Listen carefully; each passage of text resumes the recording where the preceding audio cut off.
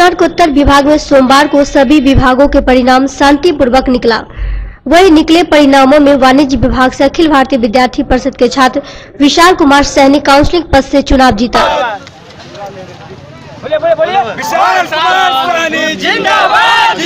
मैं Vishal Kumar Saini commerce faculty से खड़ा था काउंसिल मेंबर पोस्ट के लिए। मुझे 87 वोट मिला और मेरे प्रतिद्वंदी थे साई कुमार निरुपम, जिनको 75 या 74 के आसपास वोट मिला। और आगे जो छात्र छात्राओं का समस्या होगी, मैं हमेशा उनके निदान के लिए तत्पर रहूँगा।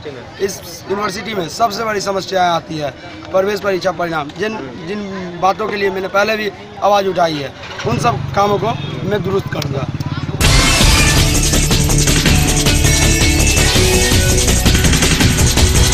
तो वहीं दूसरी तरफ सामाजिक विज्ञान विभाग में 2 उम्मीदवारों में मामला फंस गया। अखिल भारतीय विद्यार्थी परिषद के उम्मीदवार आशीष कुमार 92 मत मिले, तो आयशा के उम्मीदवार मयंक कुमार यादव को 91 मत मिले। तो उसी में मयंक कुमार का कहना था कि मेरा एक वोट सही था, लेकिन गलत विचारधारा के कारण उसे सही नहीं मान रही है। तो आशीष कुमार का बताना था ऐसे में मेरा 3 वोट सही है।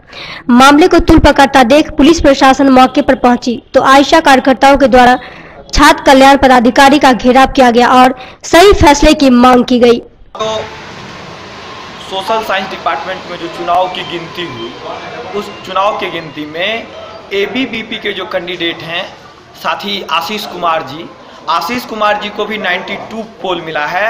और आयशा के जो कैंडिडेट है साथी मयंक यादव जी को भी 92 पोल मिला है।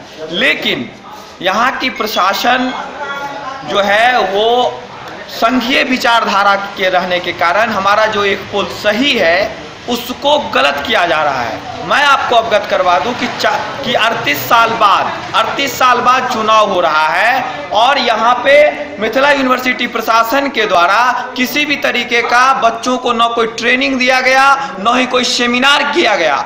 और उसमें मैं आपको बता दूं कि क्रॉस का चिन्ह देना था, और अगर बच्चे ऐसे क्रॉस के चिन्ह दिए हुए हैं तो क्या इसको वैलिड नहीं माना जाएगा।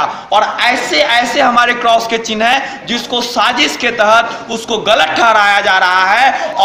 और सामंतवादी विचारधारा, संघीय विचारधारा के तहत हमारे साथी मयंक यादव को हराने की साजिश रची जा रही है, जिसका मैं पुरजोर विरोध करता हूं। इसके लिए हम लोगों को जो गुजरना होगा, इस पे प्रशासन जल्द से जल्द ठोस निर्णय ले, नहीं तो हम लोग उग्र आंदोलन करेंगे। छात्र नेता LLMU हट गया, सारा मतलब जितने भी कैंडिडेट था उसका समर्थन था कि ठीक है वो हट गया।